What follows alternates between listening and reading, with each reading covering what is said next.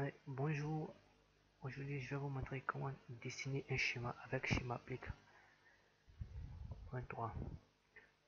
Donc je rentre dans le schéma-applique. Suite à conception, notre technique. Voilà. Donc je suis sur l'interface schéma-applique. Voilà, ici je vais vous présenter un peu les règles. Là, ici permet d'ouvrir un fichier. Ici permet d'enregistrer un fichier. Là, lorsque vous finissez de dessiner un schéma, vous pouvez l'imprimer directement. Et ici, là c'est les différents affichages. Dans dessin ou en simulation. Actuellement, nous sommes en dessin, en mode dessin. Voilà, lorsqu'on sera en mode simulation, lorsqu'on passera en mode simulation, vous allez voir la lumière ici sera inversée. Et ici, c'est de changer la position des symboles. Lorsque on veut mettre le symbole verticalement, on tape sur 90 degrés. Et lorsqu'on veut mettre le symbole horizontalement, on tape sur 0 degrés. Là, c'est le zoom. Voilà, zoom plus moins. Et là, bon, c'est d'ajouter un texte au schéma. Et ici, c'est le cadre. Là, c'est la gomme. Et ici, c'est la bibliothèque où se trouvent les symboles. Là, maintenant, c'est les symboles. Visualiser les photos des symboles, les symboles utilisés. Et là, c'est le chronogramme. Allez, tracer le chronogramme. Et maintenant, sélectionner le composant ici, bon, cadre. Donc, je vais faire un schéma, un démarrage direct d'un moteur asynchrone. Donc, pour ce faire, j'ai besoin d'un moteur. Donc, le moteur se trouve dans les actionneurs ou bien récepteur, actionneur ou récepteur. Donc je ne vois même pas pour le moment moteur ici, un moteur. Ok, il y a moteur. Voilà, je clique sur moteur. Donc je pourrais sélectionner un moteur. Vous voyez que le symbole est orienté horizontalement. Donc je vais le rendre vertical. Et je clique comme ça, il se rend verticalement.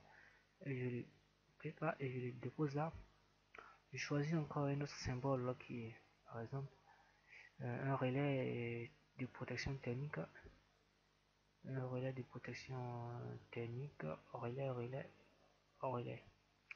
Voilà un relais de protection thermique ici que j'envoie directement. Voilà, et puis ensuite un contacteur. Un contacteur. Contacteur.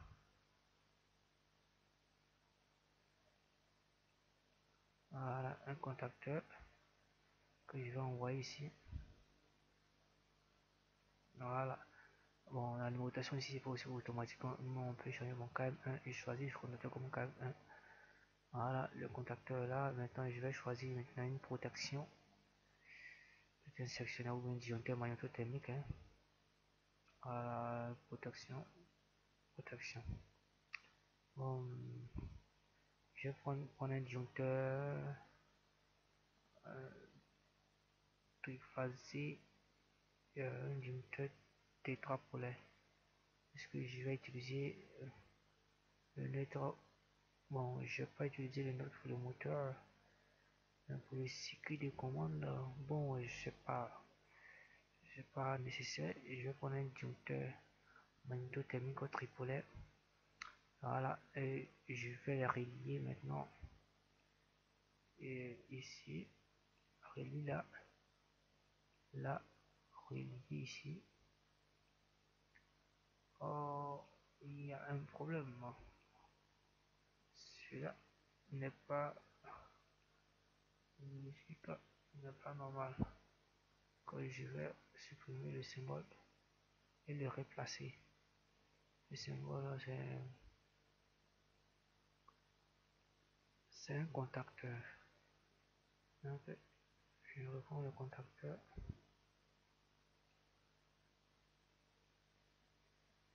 Voilà. Et voilà le contacteur ici. Voilà. Ok.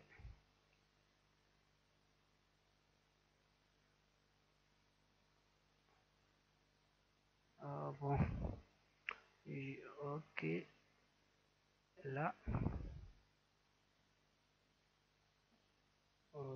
là, et ainsi de suite.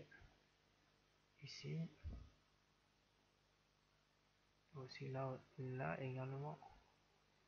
Euh, Ma souris n'est pas précise, donc c'est ça qui fait que...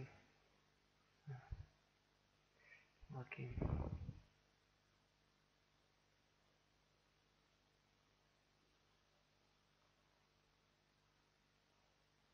Ok, voilà. Maintenant, j'ai choisi un contacteur. Bon, un contacteur qui est alimenté. Ça dit, c'est bien fait maintenant la commande. Hein. Cycle de commande, 24 volts continu, 24 volts. Euh, Soit c'est un contacteur 24 volts continu, mais bon, je prends un contacteur 230 volts. Actuellement, là, en ce moment, je n'ai pas besoin de précoder des transports. J'ai choisi une source d'alimentation. Et ici, voilà, je vais placer la source horizontalement.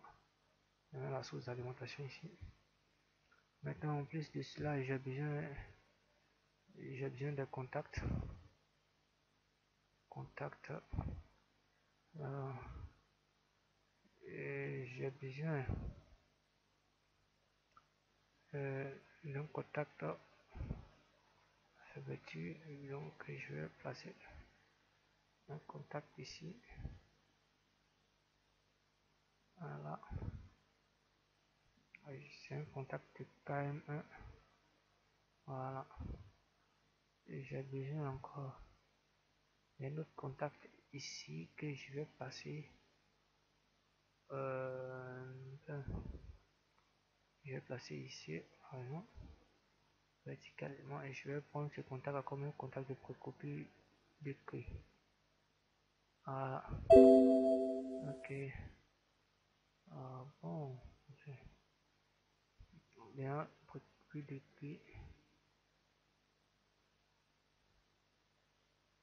Maintenant, j'aurais besoin maintenant des BP, bouton poussoir. Un bouton poussoir d'arrêt normal, hein, bien sûr. Arrêt normal. Bouton poussoir match. Et un bouton poussoir aussi. L'arrêt d'urgence. Et ensuite, un relais, un contact de précopie, contact à ouverture du relais technique. Bon, celui-là est bon. Relais technique FE. Ok, donc je peux la relier maintenant. Et là, je vais là.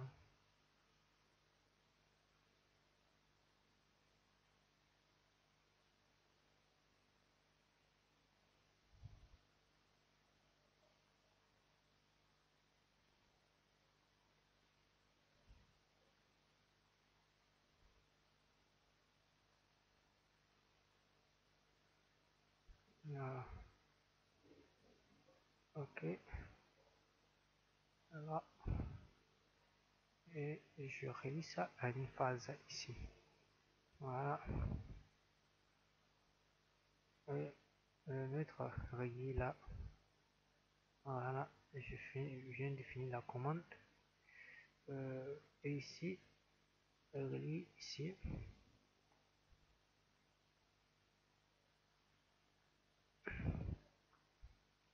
Je relie là.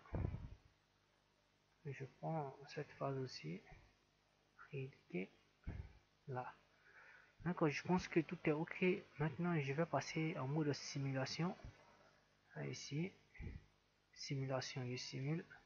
Vous voyez que la lumière jaune est partie. Donc, je vais fermer maintenant le disjoncteur, ici. Lorsque je ferme, vous voyez ce contact là, le contact le précoupé du disjoncteur Q ici se ferme. Alors, lorsque je ferme, ce contact là se ferme. Voilà, je vois que les traits qui sont en rouge sont des conducteurs de phase et les traits qui sont en bleu, normalement on peut dire qu'ils sont des conducteurs de neutre. Voilà, maintenant.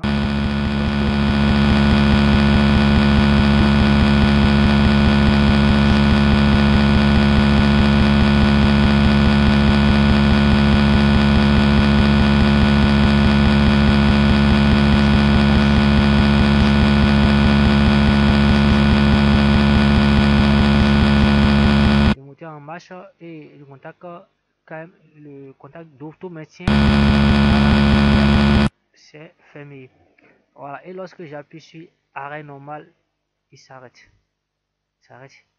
Et lorsque je mets en marche, j'appuie sur arrêt d'urgence, il s'arrête. Mais en ce moment là, ce contact là ne revient pas à sa position initiale parce que vous voyez un dispositif ici, c'est un dispositif de verrouillage.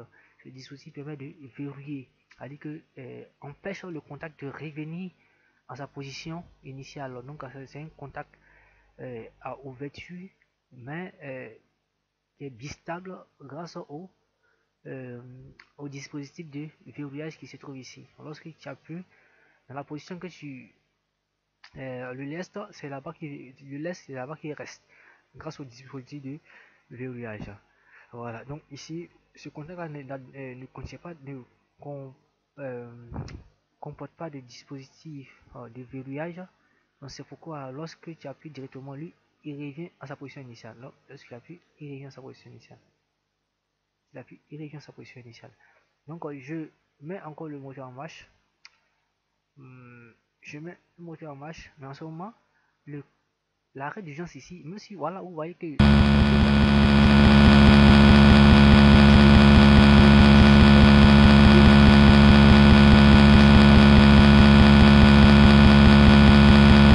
mets le moteur en marche et ça marche tranquillement. Voilà, donc c'était juste voilà pour vous montrer le schéma. Voilà, vous voyez que j'appuie, le moteur s'est arrêté, mais je peux encore redémarrer normalement parce que c'est un arrêt normal qui a été appliqué. Voilà, un arrêt normal, mais là c'est quand il s'agit de l'arrêt d'urgence, je ne peux pas démarrer le moteur. Voilà, donc c'était juste pour vous montrer voilà comment dessiner un schéma avec Schematic 3.0. Ok, salut à tous et à plus. Surtout n'oubliez pas de vous abonner à ma chaîne. Ok, à bientôt.